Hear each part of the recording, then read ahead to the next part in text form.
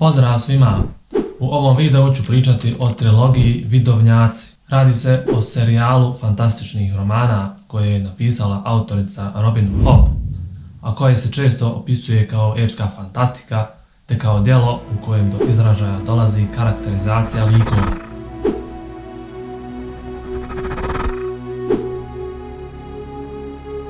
Serijal je smješten u i oko izmišljenog carstva koje nosi naziv 6 vojvodstava. Geografija 6 vojvodstava podsjeća na američku državu Aljasku i sjeverozapad Pacifika. Društvo pomenutog izmišljenog carstva je uporedivo sa zapadnim feudalizmom, sa plemstvom koje je odano monarhu i sa jasnom društvenom stratifikacijom, iako obični ljudi zadržavaju neka osnovna prava. Vladajuća loza vidovnjaka su nekada bili osvajači koji su odlučili da se nasele u 6 vojvodstava. Kraljevska porodica ima tradiciju uzimanja alegorijskih imena, kao na primjer plemeniti, lukavi, istiniti i sl. Primarno društvo romana po svojoj tehnologiji podsjeća na srednjovjekovnu Europu, slijedeći Tolkienovsku tradiciju, ali odstupajući od nje u oslikavanju daleko veće rodne ravnopravnosti. Postoji nekoliko drugih kraljevstava koja liče na nezapadna društva, te shodno tome kako serijal počinje, 6 vojvodstava je pod napadom pljačkaša sa crvenih lađa, čiji napadi liče na invazije vikinga. Postoje dvije magične moći u serijalu, a to su vještina koja omogućava ljudima da komuniciraju na velikim udaljenostima i da jedna osoba nametne svoju volju drugoj, i vijuga koja omogućava povezivanje sa životinjama, što između ostalog znači da onaj ko ima vijugu može da komunicira sa životinjama na podsvjesnom nivou. Shodno navedenom, vještina se prenosi kroz kraljevsku krvnu lozu vidovnjaka, čiji kralj vlada nad 6 vojvodstava, dok se na vijugu gleda sa odbojnošću, a njeni praktičari su proganjani. Ona je mnogo drevnija vrsta magije i o njoj se ne zna puno.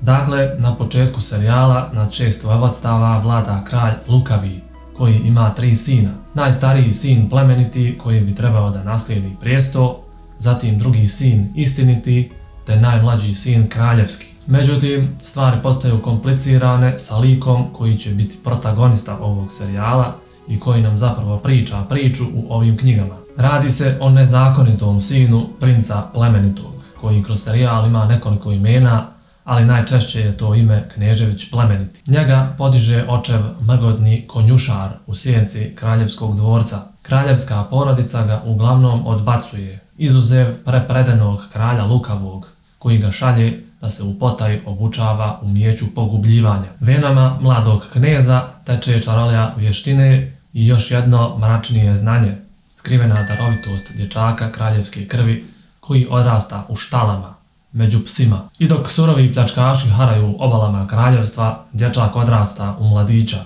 Ubrzo će se suočiti sa prvim opasnim poslanjem, koje će mu iskidati dušu.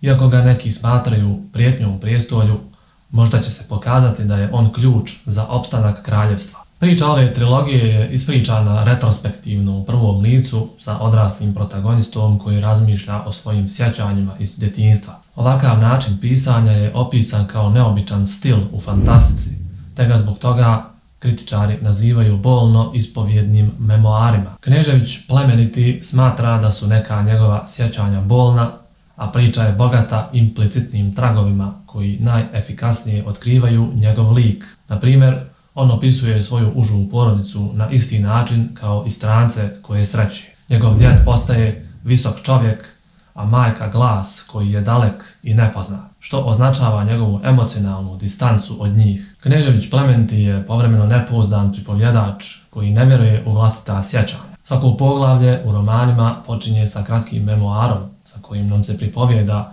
o izmišljenoj historiji okruženja, ali ovi odlomci su također nepouzdani narativi, jer prenosi sjećanje i tračeve. Ove knjige se po obimu razlikuju od žanrovske norme.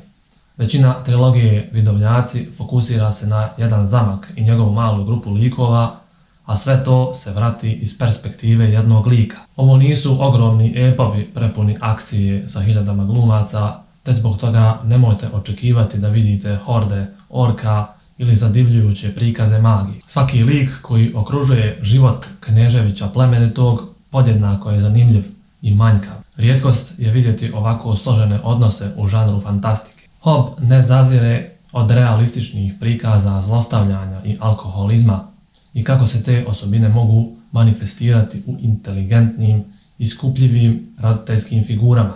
Ona sa velikom nježnošću i pažnjom pokazuje kako takve veze mogu oštetiti dijete i oblikovati njegovu budućnost. Knežević plemeniti razvija društvenost i dubinu koju malo koji drugi žanrovski heroj može parirati. I sve se čini stvarnim, a ne izmišljenim. Hob je očito neko sa oštrim okom za ljudsko ponašanje i razumije kako dobri ljudi povređuju jedni druge bez namjere. I na kraju bi dodao da je trilogija Vidovnjaci samo prvi dio serijala nosi naziv Realm of the Elderlings, koji se sastoji od još 3 trilogije i jedne tetralogije, ali ovi nastavci nisu prevedeni kod nas. Bilo bi to sve za ovaj video.